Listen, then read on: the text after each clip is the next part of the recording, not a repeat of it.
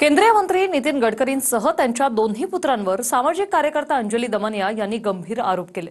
ईडीला कारवाईचं आवाहन करताना त्यांनी सरकारवरही टीका केली आणि त्यावर भाजप आणि विरोधकांनी काय प्रतिक्रिया दिल्यात पाहूया। पीएमएलए सगळे ऍक्ट त्याच्यावर इन्वोक होतील, याच्यावर ऑफिस ऑफ प्रॉफिट इन्वोक होईल।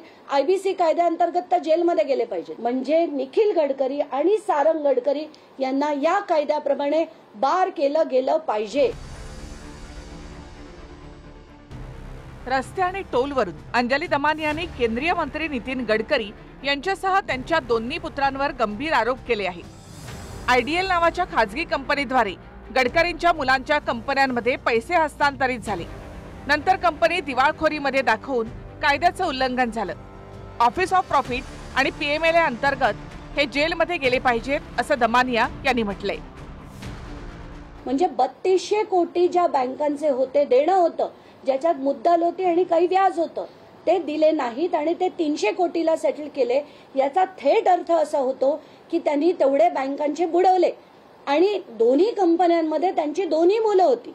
म्हणजे एका कंपनीत निखिल, दुसऱ्या कंपनीत सारंग, आणि त्यांनी थेट खोटं दाखवून, त्यांनी कंपनी बंद आहे असं दाखवून एनसीएलटीची ऑर्डर घेऊन हे सगळं केलंय। ही फसवेगिरी आहे आणि यासाठी त्यांच्यावर ऍक्शन झाली पाहिजे। पीएमएलए सगळे ऍक्ट त्याच्यावर इन्वोक होतील, याच्यावर ऑफिस ऑफ प्रॉफिट इन्वोक होईल। आयबीसी कायद्याअंतर्गत तर जेलमध्ये गेले पाहिजे। अंजली दमानिया यांच्या आरोपांवर अद्याप गडकरींची बाजू कळू शकली नाही। मात्र जर ही कागदपत्र मला मिळू शकतात तर ईडी सीबीआय काय करत आहे असं म्हणत त्यांनी सरकारवर टीका केली। एवढं होत असताना सरकारच्या यंत्रणा काय करतायत हे जर मी शोधू शकते तर ईडी सीबीआय शोधू शकत नाहीत, त्यांच्यावर कारवाई करू शकत नाहीत। आणि तुम्ही जेव्हा देशाला आश्वासन देता की ना खाऊंगा ना खाने दूंगा, हे अडाणी अंबानी अमुक सगळे जे आमच्या डोक्यावर थोपवलेत आणि त्यात तुमचे सगळे मंत्री जे स्वतःची ताकद वापरून बँकांकडनं एनसीएलटी कडनं हव्या त्या ऑर्डर घेत आहेत, टोल येऊन आमच्या डोक्यावर थोपवतात। का भरायचा आम्ही टोल? आम्ही आधीच कर भरतोय ना। की ह्या सगळ्या गोष्टीचे मी हे पेपर आनंदाने द्यायला तयार आहे। ईडीने मला समन्स पाठवावे, मी जाऊन हे सगळं ईडीच्या हातात, सीबीआयच्या हातात द्यायला तयार आहे। याची चौकशी करावी आणि योग्य ती कारवाई, मंत्री आहे म्हणून ती थांबवण्यात येऊ नये। भाजपच्या केशव उपाध्यायांनी मात्र संबंधित आरोप 2013चेच असल्याचा दावा करत दमानियांच्या आरोपांना खोटं ठरवलंय। टोल्स मध्ये रस्ते बनवण्यात पदोपदी जर असेल तर अशा कंपन्यांना रस्त्यांचे कॉन्ट्रॅक्ट जे व्यक्ती देतो तो त्याच्या मुलाच्या कंपनीमध्ये आर्थिक नफा मिळवून देतो। हे सरळ सरळ ऑफिस ऑफ प्रॉफिट आहे। तर या अंतर्गत त्यांच्यावर खरं तर कारवाई झाली पाहिजे।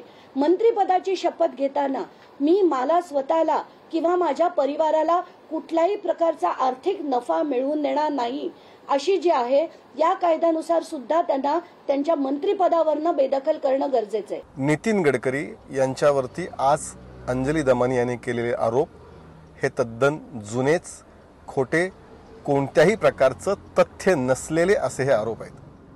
तुम्हाला सगळ्यांना आठवत असेल 2013 मध्ये अशाच पद्धतीचे आरोप त्यांच्यावरती करण्यात आले होते। त्यावेळच्या काँग्रेस सरकारने अनेक यंत्रणा लावून त्याची चौकशीही केली, पण त्यामध्ये कशातही काही तथ्य लागलं नाही। खरं म्हणजे गडकरींची बदनामी करण्यासाठी अशा प्रकारचे आरोप हे सातत्याने केले जातात, ज्यात कोणत्याही प्रकारचं तथ्य नसतं। दुसरीकडे विरोधकांनी दमानियांच्या आरोपांच्या हेतूवर शंका घेत सवाल केले। 2 दिवसांपूर्वी दमानियांचं पुढचं टार्गेट नितीन गडकरी असतील असा दावा करण्यात आला होता। त्याच्याबरोबर 2 दिवसानंतर दमानियांनी गडकरींसह त्यांच्या मुलांवर भ्रष्टाचाराचे आरोप केले आहेत। यावरून रोहित पवार, सुषमा अंधारे यांनी दमानियांवर सिलेक्टिव्ह अर्थात ठराविक लोकांवर आरोप करण्याची शंका उपस्थित केली होती। त्यावर सध्या मी एका खूप मोठ्या विषयावर काम करत आहे, त्यामुळे 1 आठवडा थांबा, तुमच्या सगळ्या प्रश्नांवर उत्तर देईन असं उत्तर दमानिया यांनी 21 सप्टेंबरला दिलं होतं। या उत्तरामध्ये 21 सप्टेंबरला तुमच्याकडे वेळ भरपूर आहे, फक्त भाजप वगळून इतरांची प्रकरणं हातात कशी येतात या प्रश्नाचं उत्तर नाही, हे आमच्या व्यवस्थित लक्षात आलंय।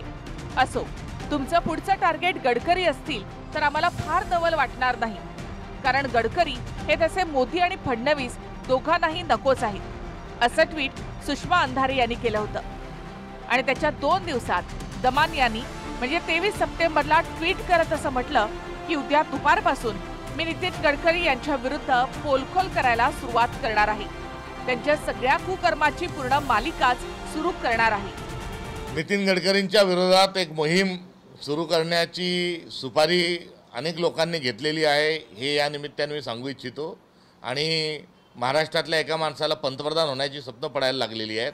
म्हणून हा कुठेतरी वस्त्रहरणाचा घरातूनच चाललेला हा प्रयत्न आहे. नाही, मला माहीत नाही, मी काही माहिती घेतली नाही. त्यामुळे दमानिया आहे जाणो आणि ते गडकरी जाणो त्यांनी त्याचं उत्तर देत बसावं. ज्याची गोष्टी ज्या बाबीची माहिती नाही, माझ्याकडे पुरावा नाही, त्यावर मला प्रतिक्रिया देण्याची गरज नाही. दरम्यान दमानियांच्या आरोपांवर गडकरींची बाजू काय समोर येते ते पाहणं महत्त्वाचं असेल.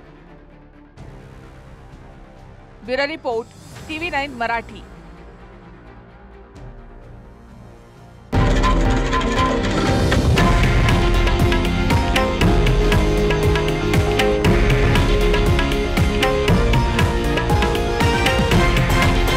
हे आहे देशातील नंबर 1 न्यूज नेटवर्क आणि आपण पाहत आहात TV9 मराठी, एकमेव.